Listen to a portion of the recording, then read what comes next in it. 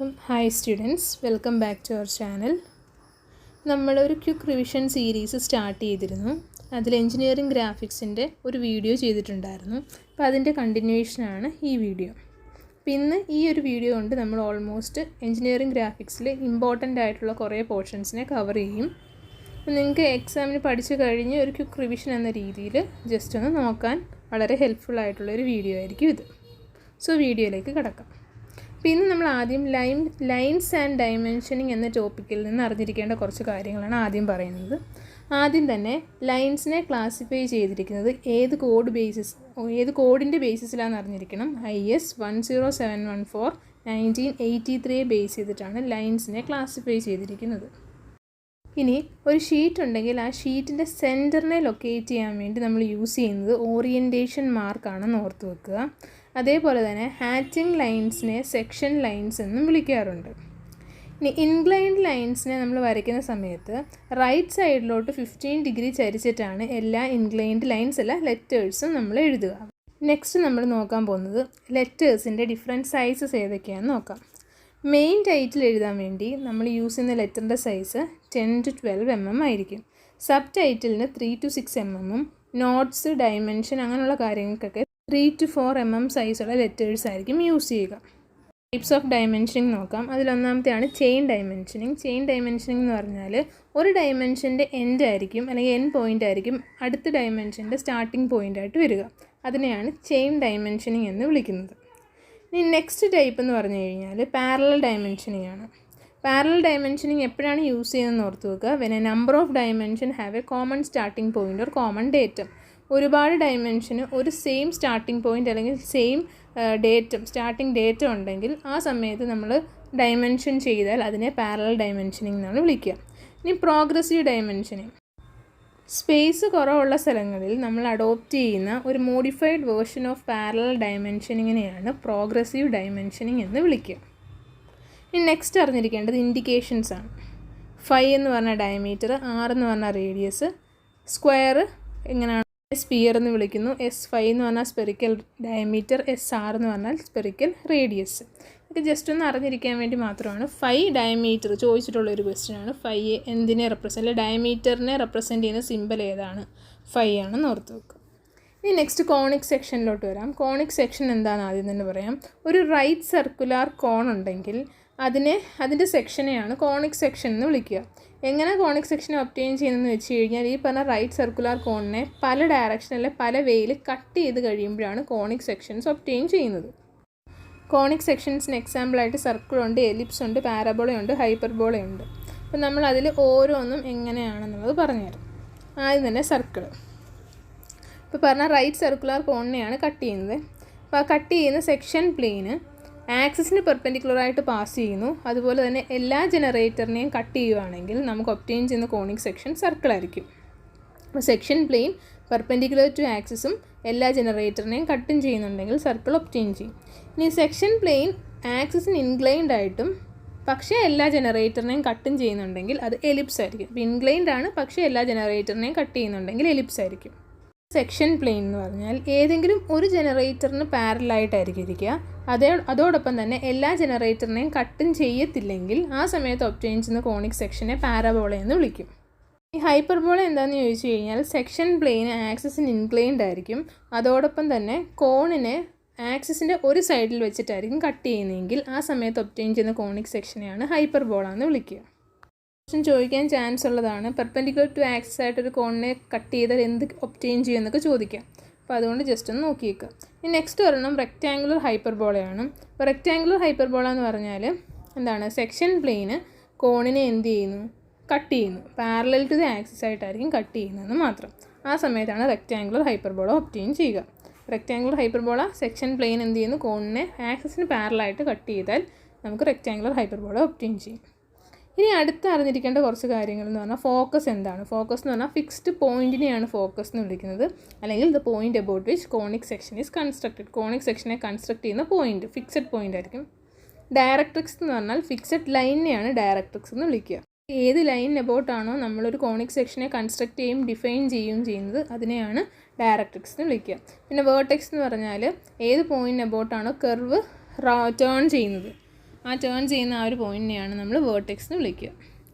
Next സെക്ഷനുമായിട്ട് relate ചെയ്തൊരു ടേമാണ് eccentricity. അപ്പോൾ eccentricity 1 ആണോ, 1-ൽ കുറവാണോ, 1-ൽ കൂടുതലാണോ, അതിൻ്റെ ബേസിസിൽ നമുക്ക് കോണിക് സെക്ഷൻസ് എങ്ങനെയാണെന്ന് പറയാൻ പറ്റും. അപ്പം നമുക്കൊരു കോണിക് സെക്ഷനെ എലിപ്സ് എന്ന് വിളിക്കണമെങ്കിൽ എക്സെൻട്രിസിറ്റി ഈസ് ലെസ് ദാൻ 1 ആയിരിക്കും. അതുകൊണ്ട് തന്നെ അവരുടെ നമ്പർ ഓഫ് ഫോക്കസ്, എലിപ്സിൻ്റെ നമ്പർ ഓഫ് ഫോക്കസ് എപ്പോഴും 2 ആയിരിക്കും. പാരബോള എന്ന് വിളിക്കണമെങ്കിൽ എക്സെൻട്രിസിറ്റി ഈസ് ഈക്വൽ ടു 1 ആയിരിക്കും, നമ്പർ ഓഫ് ഫോക്കസും 1 ആയിരിക്കും.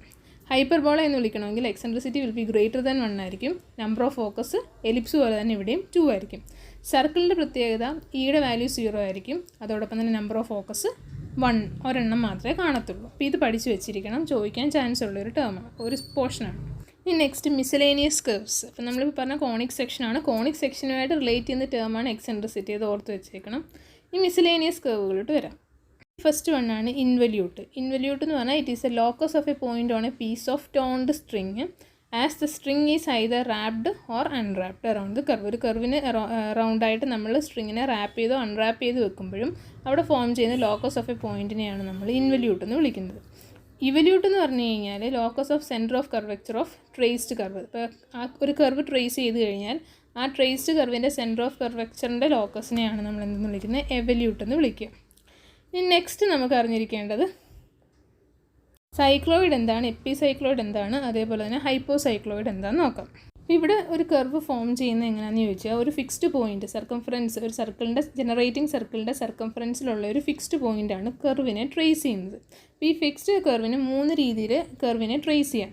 ഒന്നെന്ന് പറഞ്ഞാൽ ഈ ഫിക്സ്ഡ് പോയിൻറ്റ് ഒരു സ്ട്രെയിറ്റ് ലൈനിൽ സ്ലിപ്പിംഗ് ഒന്നും ഇല്ലാതെ കൊണ്ട് റോൾ ചെയ്തിട്ട് ഒരു കർവിനെ ഫോം ചെയ്യും, അത് സൈക്ലോയിഡ്. രണ്ടാമത് ഇവരെന്ത് ചെയ്യുന്നത് വെച്ച് കഴിഞ്ഞാൽ it rolls on the outside of another circle. 6 radius ഉള്ള വേറൊരു സർക്കിളിൻ്റെ വെളിയിലൂടെ അവരെന്ത് ചെയ്യും, റോൾ ചെയ്യും. അങ്ങനെ എപ്പിസൈക്ലോയിഡ് ഫോം ചെയ്യും. ഇനി വേറൊരു സർക്കിളിൻ്റെ ഉള്ളിലൂടെ അവർ റോൾ ചെയ്ത് കഴിഞ്ഞാൽ അവർ ഹൈപ്പോസൈക്ലോയിഡ് എന്നായിരിക്കും വിളിക്കുക.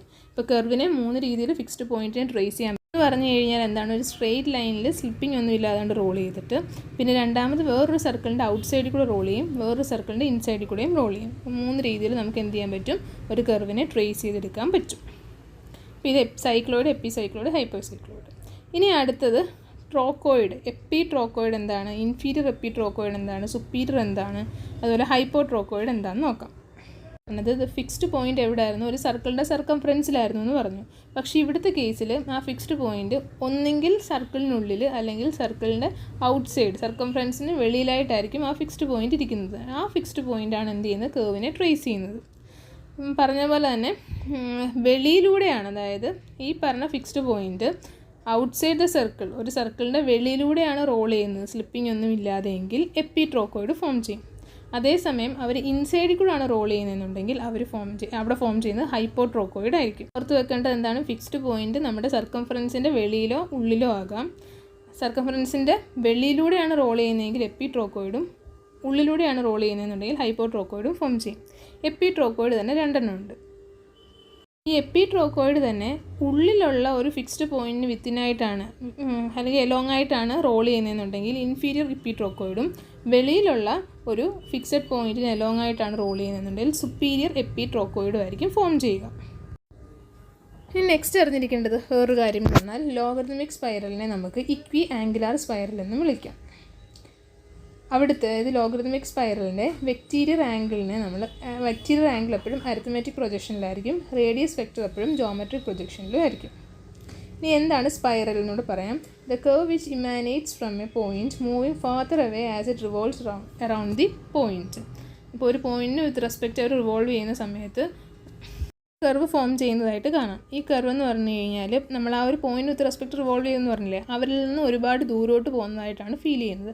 അതിനെയാണ് എന്തെന്ന് പറയുന്നത്, സ്പൈറൽ എന്ന് വിളിക്കുന്നത്. നെക്സ്റ്റ് അറിഞ്ഞിരിക്കേണ്ടത് ഡെവലപ്മെൻറ്റ് ഓഫ് സർഫസ് എന്ന ടോപ്പിക്കാണ്. ഇതിൽ നിന്ന് ക്വസ്റ്റ്യൻസ് വരാൻ ചാൻസ് ഉള്ളതാണ്. അപ്പം ഡെവലപ്മെൻറ്റ് ഓഫ് സർഫസ് എന്ന് പറഞ്ഞാൽ എന്താണ്, നമുക്കൊരു സർഫസ് ഉണ്ടെങ്കിൽ ആ സർഫസിനെ ഒരു പ്ലെയിനിൽ വെച്ചിട്ട് അൺഫോൾഡ് ചെയ്യുന്നതിനെയാണ് നമ്മൾ ഡെവലപ്മെൻറ്റ് ഓഫ് എ സർഫസ് എന്ന് വിളിക്കുക. 3 മെത്തേഡ്സ് ഉണ്ട്. പാരലൽ ലൈൻ മെത്തേഡ് ഉണ്ട്, റേഡിയൽ ലൈൻ മെത്തേഡ് ഉണ്ട്, അപ്രോക്സിമേറ്റ് മെത്തേഡ് ഉണ്ട്. പാരലൽ ലൈൻ മെത്തേഡ് പ്രിസത്തിൻ്റെയും സിലിണ്ടറിൻ്റെയും കേസിലായിരിക്കും യൂസ് ചെയ്യുന്നത്. അതുകൊണ്ട് തന്നെ റേഡിയൽ ലൈൻ മെത്തേഡ് കോണിൻ്റെയും പിരമിഡിൻ്റെയും കേസിൽ യൂസ് ചെയ്യുന്നു. അപ്രോക്സിമേറ്റ് മെത്തേഡ് എന്ന് പറഞ്ഞാൽ സ്പിയറിന് വേണ്ടിയായിരിക്കും യൂസ് ചെയ്യുന്നത്. നമുക്ക് 2 അപ്രോക്സിമേറ്റ് മെത്തേഡ് ഉണ്ട്, ലൂൺ ഓർ ഗോർ മെത്തേഡും അതുപോലെ തന്നെ സോൺ മെത്തേഡുമാണ് അറിഞ്ഞിരിക്കുക.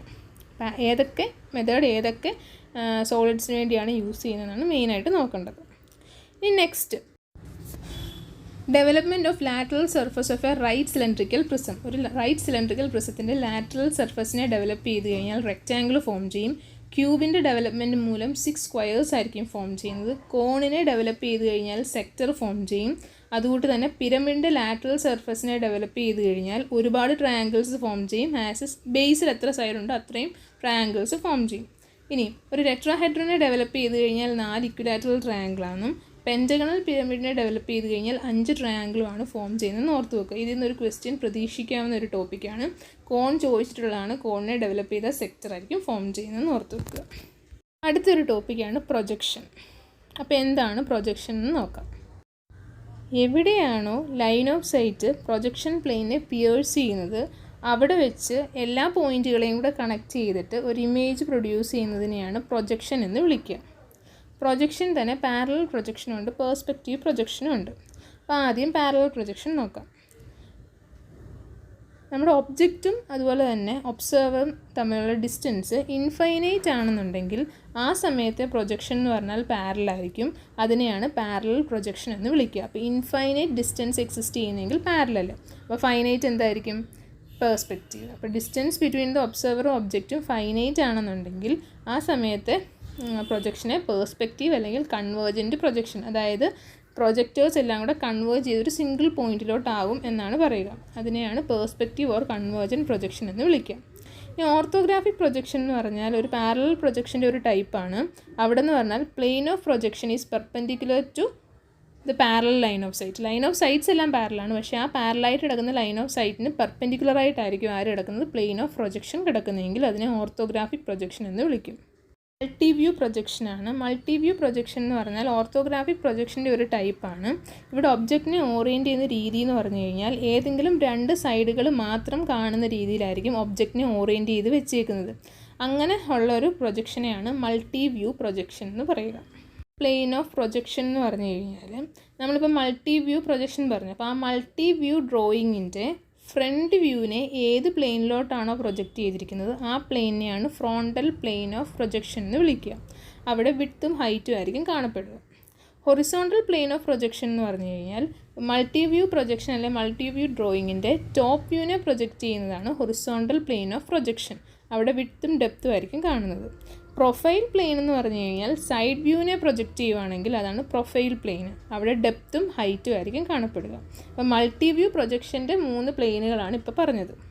ഇനി അടുത്ത പേഴ്സ്പെക്റ്റീവ് പ്രൊജക്ഷനിൽ നിന്ന് അറിഞ്ഞിരിക്കേണ്ട കുറച്ച് കാര്യങ്ങളാണ് പറയുന്നത്. The point from where observer looks object. Observer ഏത് പോയിൻറ്റിൽ നിന്നാണ് ഒബ്ജക്റ്റിനെ ലുക്ക് ചെയ്യുന്നത് ആ പോയിൻറ്റിനെ വിളിക്കുന്നത് സ്റ്റേഷൻ പോയിൻ്റ് എന്നായിരിക്കും. The plain in which picture of the object is formed. ഏത് പ്ലെയിനിലോട്ടാണോ ഒബ്ജക്റ്റിൻ്റെ പിക്ചർ കാണുന്നത് അതിനെ പിക്ചർ പ്ലെയിൻ എന്ന് വിളിക്കും. Plane parallel to earth and in line with the eye of the ഒബ്സർവറിനെ ഹൊറിസോണ്ടൽ പ്ലെയിൻ. അപ്പോൾ എർത്തിൻ്റെ സർഫസിന് വിത്ത് റെസ്പെക്റ്റ് പാരലായിട്ട് കിടക്കുന്ന പ്ലെയിനിനെ ഹൊറിസോണ്ടൽ പ്ലെയിൻ എന്ന് വിളിക്കുന്നു. If some plane is taken on the surface of the earth. എർത്തിൻ്റെ സർഫസിലാണ് നമ്മളൊരു പ്ലെയിനെ കൺസിഡർ ചെയ്യുന്നതെങ്കിൽ ഗ്രൗണ്ട് പ്ലെയിൻ എന്ന് വിളിക്കും. അതുപോലെ തന്നെ the line of intersection of ground plane and picture plane. Picture പ്ലെയിനും ഗ്രൗണ്ട് പ്ലെയിനിൻ്റെയും കൂടി ഇൻ്റർസെക്റ്റ് ചെയ്യുന്ന ലൈനിനെ നമ്മൾ ഗ്രൗണ്ട് ലൈൻ എന്നായിരിക്കും വിളിക്കുക. അപ്പോൾ ഇത്രയൊന്ന് ജസ്റ്റ് ഓർത്ത് വെക്കുക പേഴ്സ്പെക്റ്റീവ് പ്രൊജക്ഷനിൽ നിന്ന്. ഇനി അതുപോലെ ഓർത്തിരിക്കേണ്ട ഒരു കാര്യമാണ് നമ്മൾ പിക്ചർ പ്ലെയിനും ഒബ്ജക്റ്റും സ്റ്റേഷൻ പോയിൻ്റ് ഇവർ 3 പേരെയും കൂടെ കൺസിഡർ ചെയ്യുമ്പം ഒബ്ജക്റ്റിനും സ്റ്റേഷൻ പോയിൻറ്റിനും ഇടയ്ക്കാണ് പിക്ചർ പ്ലെയിൻ വരുന്നതെങ്കിൽ അതിനെ നോർമൽ പേഴ്സ്പെക്റ്റീവ് എന്നായിരിക്കും വിളിക്കുക. പിന്നെ പിക്ചർ പ്ലെയിനും സ്റ്റേഷൻ പോയിൻറ്റിനും ഇടയിലായിട്ട് ഒബ്ജക്റ്റാണ് കാണപ്പെടുന്നതെങ്കിൽ ലാർജർ പേഴ്സ്പെക്റ്റീവ് എന്നും തിരിച്ച് സ്റ്റേഷൻ പോയിൻ്റാണ് ഒബ്ജക്റ്റിൻ്റെയും പിക്ചർ പ്ലെയിൻ്റെയും ഇടയ്ക്ക് കാണുന്നതെങ്കിൽ പേഴ്സ്പെക്റ്റീവ് റിവേഴ്സ് എന്നുമായിരിക്കും വിളിക്കുക. ഇവർ 3 അങ്ങോട്ടും ഇങ്ങോട്ടും റീഅറേഞ്ച് ചെയ്യുന്നതിൻ്റെ ഫലമായിട്ടാണ് normal perspective, larger perspective and perspective reverse എന്ന് വിളിക്കുന്നത്. നമുക്ക് നോക്കാം ഏതൊക്കെ ക്വാഡ്രൻറ്റിൽ എന്തൊക്കെയായിരിക്കും പോയിൻറ്റുകളുടെ പൊസിഷൻ എന്ന് നോക്കാം. ഫസ്റ്റ് ക്വാഡ്രൻറ്റ് എടുക്കുകയാണെങ്കിൽ അവിടെ പോയിൻറ്റിൻ്റെ പൊസിഷൻ എന്ന് പറഞ്ഞാൽ എബോ HP-യും ഇൻ ഫ്രണ്ട് ഓഫ് VP-യും ആയിരിക്കും. അവിടെ ഫ്രണ്ട് വ്യൂ എപ്പോഴും XY പ്ലെയിൻ്റെ മുകളിലും ടോപ്പ് വ്യൂ എപ്പോഴും XY പ്ലെയിൻ്റെ താഴെയുമായിരിക്കും കാണപ്പെടുക. ക്വാഡ്രൻ്റ് ആണെന്നുണ്ടെങ്കിൽ അവിടെ പോയിൻ്റ് എപ്പോഴും എബോ HP-യും ബിഹൈൻഡ് VP-യും ആയിരിക്കും. ഫ്രണ്ട് വ്യൂ എബോ XY ആണ്, അതുപോലെ ടോപ്പ് വ്യൂ എബോ XY ആയിരിക്കും. തേർഡ് ക്വാഡ്രൻറ്റിൽ below HP and behind VP ആയിരിക്കും. അവിടെ XY ക്വാഡ്രൻറ്റ് താഴെയായിരിക്കും ഫ്രണ്ട് വ്യൂ, മുകളിലായിരിക്കും ടോപ്പ് വ്യൂ. ഇനി ഫോർത്ത് ക്വാഡ്രൻറ്റ് വരുവാണെങ്കിൽ below HP and in front of VP ആയിരിക്കും. രണ്ടുപേരും ടോപ്പ് വ്യൂവും അതുകൊണ്ട് തന്നെ ഫ്രണ്ട് വ്യൂവും രണ്ടുപേരും XY പ്ലെയിനിന് താഴെയായിരിക്കും.